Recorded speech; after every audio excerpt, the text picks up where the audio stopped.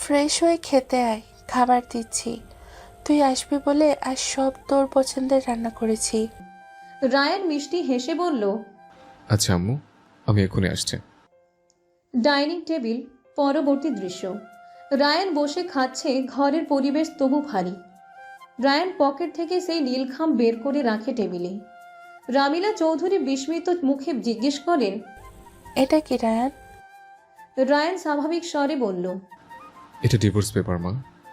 আমি আমার তথাকথিত বউকে মুক্তি দিতে চাই, আর নিজে এই বাঁধন থেকে ছাড়া পেতে চাই। তুমি চট্টগ্রামে গিয়ে সাইন করিয়ে নাও। আমি আর এই সম্পর্ক রাখতে চাই না। রামিলা খামটা খুলে দেখে এক মুহূর্ত চুপচাপ, তারপর উঠে দাঁড়ায়। সাইন আমি কাল সকালেই নিয়ে দেব, সেই বাড়িতেই আছে। রায়ান হঠাৎ থেমে যায়, চোখ সরু হয়ে আসে। সে এই বাড়িতে? ও এখানে আছে এখন? রামিলা কাঁচা গলায় উত্তর দেয়। হ্যাঁ, কেন? এতদিন যে ছিল না, এখন এলেই সব মুছে যাবে? তুই এমন ভাবিস না। সে তোর বউ, কাগজে কলমে। আমি দায়িত্ব নিয়ে রেখেছি তাকে এই বাড়িতে। কাল সকালে ওকে ডেকে সাইন করিয়ে দেব। তুই এসে নিয়ে যাস। ও এই বাড়ির মেয়ে হয়ে এই বাড়িতেই থাকবে। রায়ান দাঁড়িয়ে পড়ে, চোখে রাগ। তুমি আমাকে না জানি কেন কেন এখানে ডাকলে তাকে? রামিলা গম্ভীর গলায়। কারণ ও আমাদের দায়িত্ব। তোমার পালিয়ে যাওয়াতে আমরা তা অস্বীকার করতে পারি না। রায়ানের কণ্ঠ ফাটে। ওই অনাথ মেয়ের জন্য তোমার ছেলে 10 বছর অনাথের মতো দেশের বাইরে একা ছিল আম্মু। আমি আর নিতে পারছি না। এই সম্পর্কটা শেষ করতে এসছে, আর সহ্য হচ্ছে না। আর এই বাড়ি তুমি মেয়ে থাকলে আমি থাকবো না, কালই চলে যাব। পিছন থেকে রাইহান চৌধুরী হঠাৎ বলে উঠলেন। রমিলা, ওকে বলো চলে যেতে। এত বছর ওর এই বাড়িতে না থাকায় কারো কোনো সমস্যা হয়নি, এখনো হবে না। নিজের বাবার মুখে এমন কথা শুনে রায়ান পিছনে তাকিয়ে ডেকে উঠল। আব্বু। রায়হান চৌধুরী ছেলের সাথে অন্য কোনো প্রকার কুশল বিনিময় না করে পিছন ফিরে নিজের রুমে চলে গেলেন। রামিলা হেসে ফেলে একরকম। ভালোই তো, অবশেষে তুই একটা সিদ্ধান্ত নিয়েছিস। আমি তোর সিদ্ধান্তে হস্তক্ষেপ করব না। শুধু মনে রাখিস যে মেয়েটা তোর বিয়ে করা বউ, আর তার একান্তভাবেই কেবল তুই আছিস। যেটা না সে জানি আর না জানার উপায় রাখছিস তুই। রায়ান আর কিছু বলে না, শুধু নিঃশব্দে উঠে চলে যায় নিজের রুমে। অন্যদিকে চৌধুরী বাড়ির দোতলায় রায়ানের রুমের একদম পাশের রুমটাতে মিরায়া।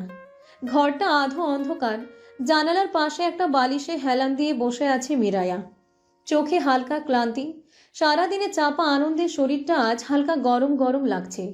জ্বর ঠিক নেই, তবু শরীর কেমন যেন ভেতরে ভেতরে কাঁপছে। খেতে ইচ্ছে করেনি, নিচে যাবার মতো শক্তি পাচ্ছিল না, তাই আজ সে ডাইনিংয়ে নামেনি। তাকে খাওয়ার জন্য ডাকা হয়েছিল, এটাই স্বাভাবিক, তবে সে নামেনি। এবং সে জানেও না নিচে সেই মানুষটা এসে গিয়েছে যাকে 10 বছর আগে কাগজে কলমে তার জীবনে ঠেলে দেওয়া হয়েছিল। রাত 12:40। ঘুম আসছে না, মাথাটা ভার ভার লাগছে, মুখ শুকিয়ে আসছে, পেট কেমন যেন কুঁকড়ে আসছে। ক্ষুধা পেয়েছে। মিরায়া ধীরে ধীরে উঠে দাঁড়ায়, চোখে হালকা ক্লান্তি, হাতে একটা পাতলা শাল। পা টিপে টিপে নিচে নামে। ফ্রিজের সামনে রান্নাঘর, চৌধুরী বাড়ির মেইন কিচেন, আধো আলোয় ভরা। ফ্রিজটা খুলে দেখে এক পাশে রেখে রাখা আছে ডাল, রোস্ট, ডিম ভোনা। একটা প্লেট টেনে নেয়, পাশে রাখা রাইস কুকারে হাতে গরম ভাত আছে। সাবধানে নিয়ে মাইক্রোওয়েভে গরম করে অল্প ভাত মিরায় নিজের প্লেটে তুলে বসে পড়ে ডাইনিং টেবিলের কোণে। একটা নিস্তব্ধ রাত, সবাই ঘুমিয়ে আর সে চুপচাপ বসে খাচ্ছে একা। তবু শান্তি লাগছে তার, পেটের ক্ষুধা কমছে, মনটাও একটু হালকা হচ্ছে। সে জানে না উপরের ঠিক পাশের রুমেই দরজার ওপাশে একজোড়া চোখ আজ ঘুমাতে পারেনি। শুধু একজন ভেজা মেয়ের রূপ আর নামহীন টান তাকে ঘুমে ভাসতে দিচ্ছে না। আর সে নাম না জানা সরসী সে নিজেই। চৌধুরী ভবন, গভীর রাত, একই সময় 12:47। ঘুম আসছে না। রায়ান বিছানায় এপাশ ওপাশ করছিল। শরীর ক্লান্ত হলেও মন ছিল অদ্ভুত রকমের ব্যস্ত। তার মাথার ভেতরে যেন একটি দৃশ্য লুপ হয়ে বারবার ফিরে আসছিল। বৃষ্টির নিচে ঘূর্ণি ঘূর্ণি ঘুরে বেড়ানো এক মেয়ে, ভেজা কাঁধ, এলোমেলো চুল, খোলা চোখ, আর ঠোঁটের কোণে এক অসহ্য সুন্দর হাসি। রায়ান আজকে সকালেও বুঝতে পারেনি সে কি দেখেছে। কি ছিল সে? পাগল, শিল্প, শাস্তি, নাকি মুক্তি? রায়ানের কণ্ঠে ফিসফিস ছিল না, ছিল এক ধরনের পোড়া আকুলতা। হঠাৎ তার গলা শুকিয়ে আসে, পানি খেতে ইচ্ছে করে প্রচণ্ডভাবে। রুমের পানির জগ খালি, আস্তে করে দরজার লক খুলে নিচে নামে। রান্নাঘর, ঘরটা প্রায় অন্ধকার, শুধু ফ্রিজের আলো আর এক কোণে রাখা ছোট টেবিল ল্যাম্প। রায়ান প্রথমে বুঝতে পারেনি কেউ সেখানে আছে। তার পা থেমে যায়। কিছু একটা আলো আটকে পড়েছে তার চোখে। একটা মেয়ে টেবিলের এক কোণে বসে আছে, সাদা ঘরের পোশাক, মাথায় হালকা ওড়না টানা, আর হাতের পাতায় ভাত। সে ধীরে ধীরে খাচ্ছে, চোখে ক্লান্তি, মুখে শান্তি। রায়ান প্রথমে তাকেই বুঝতে পারেনি ওই মেয়েটি সেই রেইনড্রপ। তার মুখের কোণ ঝাপসা, তবু ঠোঁটের সেই মিষ্টি তিলটা। অল্প আলোতে জ্বলজ্বল করছে শান্ত বাদামি চোখ জোড়া। রায়ান বিস্মিত হয়ে চোখ বড় বড় করে তাকিয়ে মিরায়ার খাওয়া দেখছে। হঠাৎই তার মনে পড়ল, এটা তো চৌধুরী ম্যানশন, এখানে তার হৃদপাখি কিভাবে আসবে? তবে কি সে ভুল দেখছে? এমন ভেবে রায়ান নিচে তাকিয়ে মাথা নাসূচক নাড়ায় কয়েকবার, এবং পরবর্তীতে আবার খেতে থাকা অপরূপ সুন্দরীর দিকে তাকিয়ে দেখে সে তখন একইভাবে খেয়ে যাচ্ছে। একটা মানুষকে খেতে দেখার দৃশ্য কি এত স্নিগ্ধ হয়? ও কি সত্যি আমার সকালে দেখা অপসরা? রায়ান হঠাৎ একটু কেঁপে উঠে পেছনে সরে যায়, যেন নিজের হৃদয়ের শব্দ নিজেই শুনে ফেলেছে। আর ভিতরে কিছু একটা গুঞ্জন তুলল। শরীরও যেন খুব অদ্ভুত আবদার জানাচ্ছে তাকে ছুঁয়ে দেখার, কাছে টেনে নেওয়ার।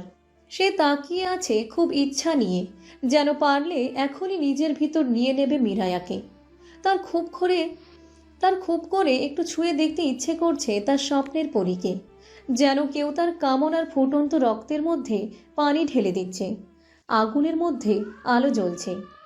এই মেয়েটি একই মানুষ যাকে সে বৃষ্টিতে দেখেছিল, কিন্তু তখন সে ছিল এক রূপক, আর এখন সে এক বাস্তব। মুখে ক্লান্তি, কিন্তু সেই মুখে একটা ভয়হীন নীরবতা, যেন পৃথিবীর সব জোর সে হারিয়েছে, তবু কিছুই ছাড়েনি। তার চোখে আজ আর ঘূর্ণি নেই, আছে মায়া। তার হালকা গোলাপি ঠোঁটে আর হাসি নেই, তবু সে নীরব ঠোঁট কেমন যেন কাঁপছে, একটা নিস্তব্ধ মোহ বয়ে বেড়াচ্ছে। তার ওড়নার কোণে আলো পড়ে এক ধরনের সফেদ পবিত্রতা তৈরি করেছে। সে খাচ্ছে ভাতের এক চামচ, যেন দীর্ঘ অভ্যাসে নয়, এক ধরনের অনিচ্ছার সাথে গিলে নিচ্ছে। এবং রায়ান নিজেকে ধরে রাখতে পারে না। এই মেয়েকে দেখে কারো মনে কামনার আগুন জ্বলে উঠবে সে স্বীকার করে, কিন্তু সেই আগুনে আজ একটা অদ্ভুত জলের রেখা এসে ধাক্কা মারছে, যেন এই মেয়েটিকে ছুঁয়ে ফেলার তীব্র ইচ্ছা তার সুখ যন্ত্রণার কারণ হওয়া জরুরি। এই মেয়ে শুধু সুন্দর না, এই মেয়ে অসহ্যকর সুন্দর।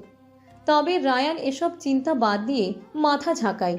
রায়ান চটজলদি ফিরে যায়, কিন্তু কোনো এক অলক্ষ্যে মিরায়ের হাত থেমে যায় এক চামচ ভাতের আগে। সেও জানে না কেন মৃদু আওয়াজ করে, কে কে ওখানে?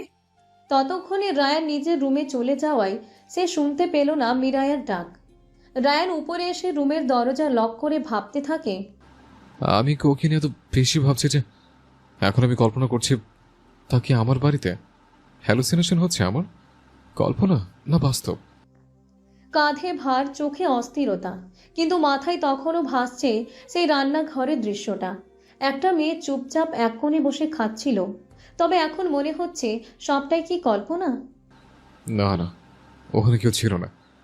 আমি হয়তো সকালবেলার বৃষ্টি ভেজা মেয়েটাকে এত বেশি ভাবছি যে কল্পনাতে রান্নাঘরে বসিয়ে ফেলেছে।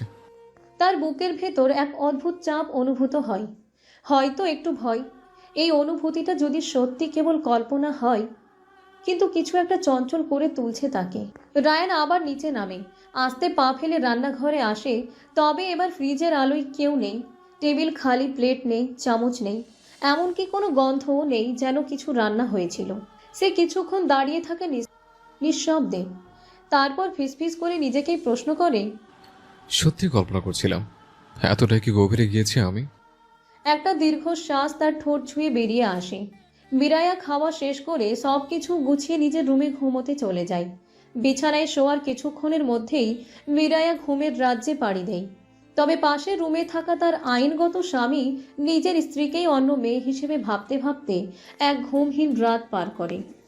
সকাল 7:25। চৌধুরী ভবনের সকালটা যেন আজ একটু বেশি হালকা। রোদের গায়ে ছিল না কোনো তেজ, বরং যেন মোলায়েম এক ছোঁয়া। সবার ঘুম ভাঙে ধীরে ধীরে। রায়ান বারান্দায় দাঁড়িয়েছিল। সারা রাত এক ফোঁটা ঘুম হয়নি তার, নাম না জানা প্রিয়সীর চক্করে। তার হাতে এক কাপ কফি, চোখে কিছু অনাহুত চিন্তা। আজকের সকালটা অন্য রকম। আজ মায়ের কাছ থেকে ডিভোর্স পেপারে সই করিয়ে নিয়ে যেতে হবে। তার জীবনের এক অচেনা সম্পর্ক আজ শেষ হবে। নাস্তার টেবিলে সকলকে নাস্তার জন্য ডাকা হলো। রুদ্র এখনও নিচে নামেনি, ঘুমাচ্ছে সম্ভবত। রায়হান চৌধুরী ব্যবসার কাজে কাল রাতেই চট্টগ্রাম গেছেন। নীলা চৌধুরী চুপচাপ, যেমনটা তার স্বভাব।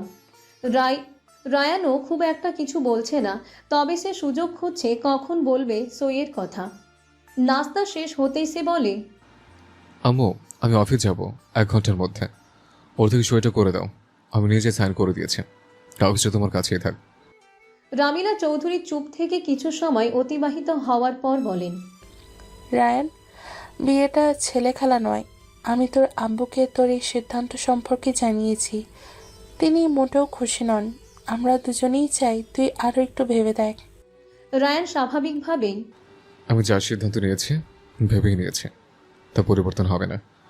আশা করি তোমরা দুজন আমার সিদ্ধান্তের সম্মত জানাবে, অন্তত পক্ষে এখন, কারণ এখন আর আমি ছোট নেই। ছেলেকে বোঝাতে ব্যর্থ রামিলা চৌধুরী একটা দীর্ঘশ্বাস ফেলে বললেন, ঠিক আছে, তুই যা চাইছিস তাই হোক। একটু দাঁড়া, আমি মীরাকে ডেকে দিচ্ছি। ও নিচে আসলে সাইন করিয়ে তোকে পেপার দিয়ে দিব এক্ষুনি। 10 বছর আগে কাবিন নামায় রায়ান তার বাচ্চা বউয়ের নাম পড়েছিল, যা সময়ের সাথে সাথে তার স্মৃতি থেকে লোপ পেয়েছে। আজ আবার মায়ের কাছ থেকে সেই নামটা শুনল, মিরায়া। রামিলা চৌধুরী সুউচ্চ গলায়, মীরা, মীরা মা। দোতলা থেকে উচ্চ আওয়াজে উত্তর আসে। জি মামুনি। রায়ান প্রথম মীরার আওয়াজ শুনে আপ্লুত। কি মিষ্টি সেই স্বর! তবে সেই মিষ্টত্ব তার মুখে প্রকাশ পেল না। একটু কাজ আছে, নিচে আয় তো মা। আসছি মামুনি। উপরে নিজের ঘর থেকে বের হয় মিরায়া। আজকের দিনটা তার স্বপ্নের প্রথম দিন। ঢাকা বিশ্ববিদ্যালয়ে ভর্তি হতে যাচ্ছে সে। মিরায়া আজ পরেছে স্কাই ব্লু কালারের কুর্তি আর কাঁধে ভার্সিটির ব্যাগ। পায়ে নুপুর, হাতে সাদা চুড়ি, চুলগুলো খোলা, নরম ঢেউ খেলানো, কানে ছোট দুল। সাজগোজ প্রায় নেই বললেই চলে, তবে সে এতটাই সুন্দর যেন সাজটাই তার অপমান। ধাপে ধাপে সিঁড়ি বেয়ে নিচে নামতে থাকে একটা হালকা ছন্দে যেন। সেই মুহূর্তে রায়ান যেই না মাথা ঘুরিয়ে তাকায়, ঠিক তখনই তার চোখে পড়ে সেই অপরূপ সুন্দরী নারী, যার প্রতি সে আসক্ত হয়ে পড়েছে প্রথম ঝলকে। 1 মুহূর্ত, 2 মুহূর্ত, শুধু কিছু মুহূর্তেই যেন তার নিঃশ্বাস আটকে যায়। এই মেয়েটা, এই চোখ, এই হাসি, যাকে আমি সেদিন বৃষ্টিতে দেখেছিলাম আর কল্পনায় 1000বার চেয়েছে, এই মেয়েটাই মীরা। মীরা আমার বিয়ে করা বউ। রায়ান অবাক হয়ে তাকিয়ে থাকে। তাকে দেখে মীরাও এক ঝলক তাকিয়ে থাকে। বাড়িতে নতুন মুখের আবির্ভাব কখন হলো বুঝে উঠতে পারছে না, তবে সে চোখ সরিয়ে নেয় না। দেখেই চলেছে যেন সে চেনে তাকে। রায়ানের চোখ নিচে গিয়ে আটকে যায় নুপুরের আওয়াজে, তারপর উঠে যায় চুলের দুলুনিতে, তারপর চোখ, ঠোঁট, মুখ, গলা অবধি এসে দাঁড়ায়, আর ভেতরটা বলে, আরে না, এই মেয়েটা এত সুন্দর, এত স্নিগ্ধ। ও আমার বউ, আমার নিজের। পরবর্তীতে আবার নিজেই মুখে স্নিগ্ধ হাসি মুখে রেখে মনে মনে বলে, উফ, ধুর, কি বলছি, বউ অন্যের হবে কেমনে? আমারই তো, আমার বউ চান, আমার হৃদ পাখি। মানে আমি কাল প্রথম দেখাচ্ছি আর প্রেমে পড়ে খুঁজে বেড়ালাম, এখন হঠাৎ আমার বউ হয়ে হাজির। তার মানে এই দাঁড়ায় কাল রাতেও আমি ভুল দেখিনি, আমার হৃদ পাখি আমার বউকে দেখেছে। তার ভেতরের অনুভূতিটা এতটাই বিশ্রী মিষ্টি হয়ে পড়ে, সে নিজের মনে হাসে। হঠাৎই তার ডিভোর্সের কথা মাথায় আসে। রায়ান নিজের মনে মনে, না না, এত সুন্দর স্ত্রীর সাথে কার ডিভোর্স হয়? আমি আমার প্রথম প্রেমকে স্ত্রী হিসেবে পেয়েছি, আর 10 বছর আগে। না, অসম্ভব। আমার বউ শুরু থেকে শেষ অবধি আমার থাকবে। সুতরাং বউ, তুমি আমার, তোমাকে আমি মুক্তি দিচ্ছি না, এই জন্ম অন্তত নয়। রায়ান নিজে মনে মনে সংসার বেঁধে ফেলেছে মিরায়াকে নিয়ে। মুখে হাসি দেখা না গেলেও মন যেন শরীরে নেই, উড়ছে। রায়ান আর রামিলা চৌধুরী যেখানে দাঁড়িয়ে আছেন, মীরা সেদিকে এগিয়ে আসছে, ব্যাগ কাঁধে, চোখে উজ্জ্বলতা। তবে তার চোখ যেন পড়ছে না রায়ানের থেকে। মিরায়া নিচে নেমেই সোজা রামিলা চৌধুরীর সামনে এসে দাঁড়িয়ে বলে, গুড মর্নিং মামুনি, কিছু বলবে? গুড মর্নিং মা। কিছু তো বলবি। আগে এটা বল, এত সকালে রেডি হয়ে কোথায় যাওয়া হচ্ছে? মিরায়া উচ্ছ্বসিত কণ্ঠে বলল, আমি ভর্তির কাজটা শেষ করতে যাচ্ছি। যদিও সময় আছে এখনো, তবে আমি আর দেরি করতে চাই না। আজই ভর্তি হয়ে ঢাবিয়ান হয়ে যাব। মিরায়ের কথাগুলো খুব মনোযোগ সহকারে শুনছিল রায়ান। আশ্চর্যতা, বিস্ময় তার চূড়ান্ত পর্যায়ে আছে সে মিরায়াকে দেখে। তার সামনেই তার বউ, সেই প্রিয় মুখটা যা একবার দেখে তার আবার দেখার তীব্র ইচ্ছা জেগেছে মনে। রায়ানের এসব চিন্তা যেন এক পলকে উধাও হলো মিরায়ার ঢাকা বিশ্ববিদ্যালয়ে ভর্তির কথা শুনে। সে আনমনে বলল, ঢাবিয়ান? মানে তার সেই পিচ্চি বউটা এখন ভার্সিটিতে পড়তে যাচ্ছে, তার আবার ঢাবিতে? খুব সম্ভবত তার মনে এক গৌরবের সৃষ্টি হলো জেনে যে তার বউ ঢাবিতে পড়ার মতো মেধা রাখে। রায়ানের প্রশ্নসূচক প্রতিক্রিয়ায় মিরায়া আবার ফিরে তাকায় রায়ানের দিকে। এবার যেন দুই জোড়া চোখ এক হলো সম্পূর্ণভাবে। রায়ান একদৃষ্টিতে তাকিয়ে আছে মিরায়ার দিকে, মিরায়াও ঠিক তাই। দুজনের তাকানোর সময়কাল একটু দীর্ঘ হতেই রামিলা হালকা কাশি দিয়ে তাদের মনোযোগ ভঙ্গ করে বলেন, মীরা, তোদের আগে কখনো দেখা হয়নি, তাই হয়তো চিনতে পারছিস না। ও আমার বড় ছেলে রায়ান, কাল রাতেই আমেরিকা থেকে দেশে ফিরছে। মিরায়া রায়ানের কথা শুনে একরাশ উত্তেজনায় মুখে হাসি নিয়ে রায়ানের দিকে তাকাতেই রায়ান মায়ের মুখে তার পরিচিতি দেওয়ার পর অত্যন্ত উৎসুক মনে মিরায়ের দিকে তাকায়। মনে তার এক প্রশ্ন, এখন মিরায়া প্রথমবারের মতো তার সাথে কথা বলবে, তার উদ্দেশ্যে কিছু বলবে। কি বলবে? মিরায়া রায়ানের অপেক্ষার অবসান ঘটিয়ে মিরায়া নীরবতা ভেঙে সজোরে বলে উঠল, ও, এই তাহলে the great Rayan Chowdhury, finally দেখা পেয়েই গেলাম। রায়ানের দিকে মুখ করে। আসসালামু আলাইকুম, কেমন আছেন রায়ান ভাইয়া? আস্তাগফিরুল্লাহ। রায়ানের মিরায়ের মুখে প্রথম দিনেই ভাইয়া ডাক শুনে কাশি উঠে যায়। মিরায়া আর রামিলা চৌধুরী হক চকিয়ে উঠল। ও মা, হঠাৎ কি হলো আপনার রায়ান ভাইয়া? পানি খাবেন? পানি এনে দেবো? নওসিবিল্লাহ। বেশি এনে দিয়েছে আমরি, সব আশায় পানি ঢেলে দিয়ে এখন পানি অফার করছে।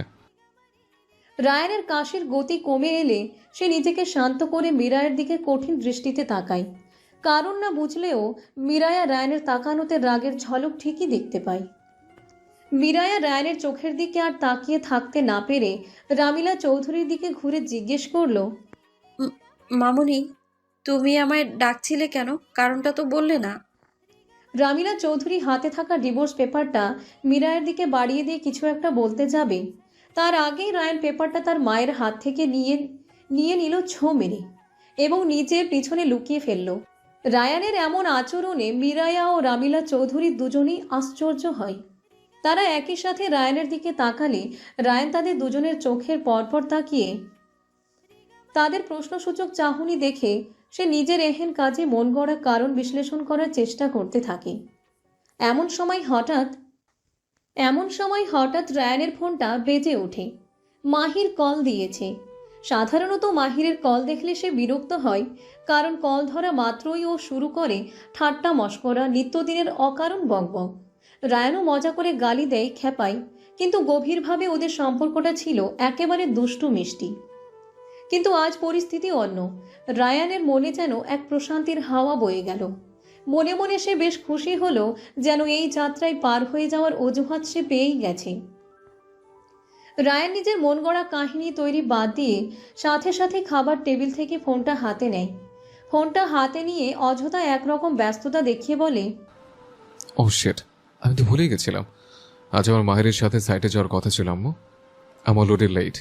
I have to go. এক নিঃশ্বাসে রায়ান নিজের কথাগুলো বলে একবার মিরায়ের দিকে তাকায়। মিরায়া ঠিক রায়ানের চোখে তাকিয়ে আছে বিস্মিত হয়ে, যেন সে চোখ দুটোতে কিছু খুঁজছে। রায়ান মিরায়ের তেমন ঘোরালো দৃষ্টি নিতে না পেরে চোখটা একটু সরিয়ে নিয়ে কানে ফোন ধরে মিরায়ের গা ঘেঁষে তাকে পাশ কাটিয়ে চলে গেল সিঁড়ি বেয়ে উপরে। মিরায়া আর রামিলা চৌধুরী যেন কিছু বুঝে ওঠার আগেই পরিবেশটা শান্ত হয়ে গেল। দুজনই হতবাক হয়ে রায়ানের উপরে উঠে যাওয়ার দৃশ্য দেখতে থাকে।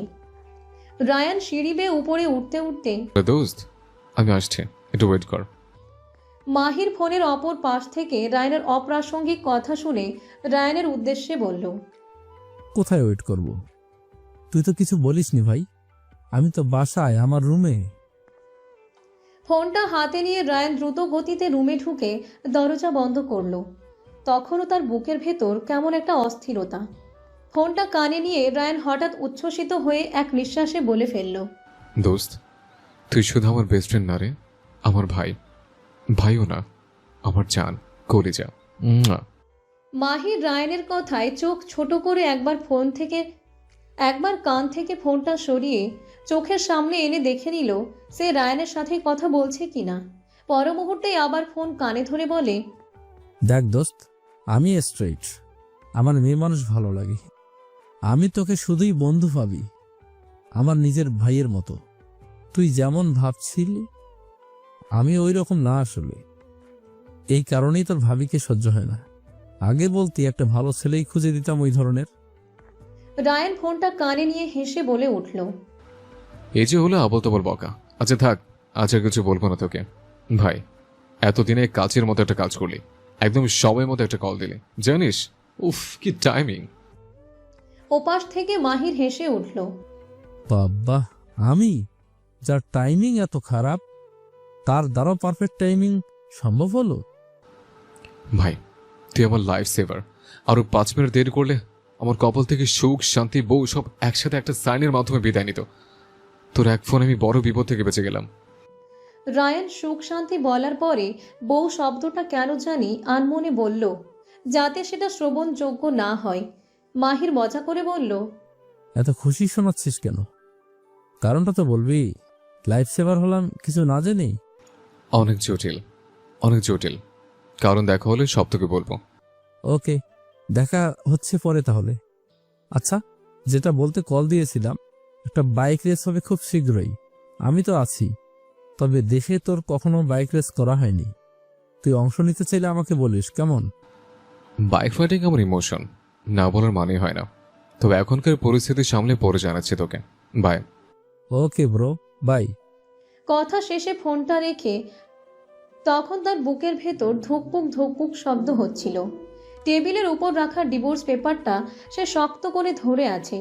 চোখে ভাসছে সেই বৃষ্টি ভেজা মেয়েটি, যে আসলে তার স্ত্রী। নিজের মনে সে ফিসফিস করে বলল, না, আমি মীরাকে, আমার হৃদ পাখিকে ছেড়ে দিতে পারবো না। 10 বছর আগে হয়তো বিয়ে আমার কাছে অন্যায় ছিল, কিন্তু এখন এটা আমার ভাগ্য। রায়ান নিঃশব্দে টেবিলের উপর হাত রেখে ভাবতে লাগলো। এবার যার প্রেমে পড়েছে প্রথম দেখায়, ঝাড় ভেজা চোখ, ভেজে ঠোঁট আমাকে পাগল করে দিয়েছিল, সেই মেয়েটি আমার স্ত্রী। আমি তাকে ছেড়ে দেব? অসম্ভব, মৃত্যু পর্যন্তও নয়। তার শরীরের প্রতিটি বাক, তার মায়াবী হাসি, তার নিষ্পাপ চোখ আমাকে অস্থির করে তুলেছে। কি অসহ্যকর মোহ তার প্রতি। আমি তাকে চাই শুধু আমার জন্য। সে আমার হয়ে গেছে। রায়ানের বুকের ভেতরে এখন হাজারো ঝড়। এদিকে নিচতলার লিভিং রুমে বসে আছে মিরায়া আর রামিলা চৌধুরী। দুজনেই স্তব্ধ হয়ে আছে।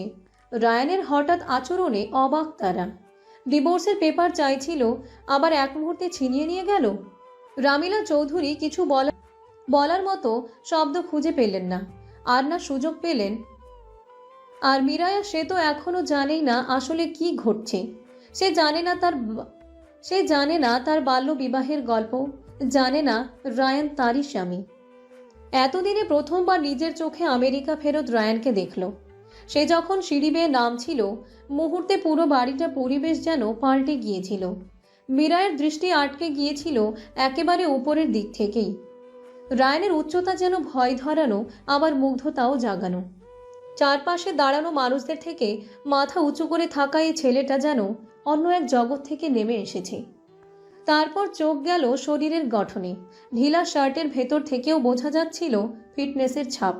প্রশস্ত কাঁধ, সোজা বুক আর হাতের মাংসপেশি। হাঁটার সময় শার্ট হালকা নড়ে গিয়ে তার সিক্স প্যাকের আভাস যেন চোখে লাগলো। আজ সকালে প্রথমবারের মতো রায়ানকে চোখের সামনে দেখেছে মিরায়া।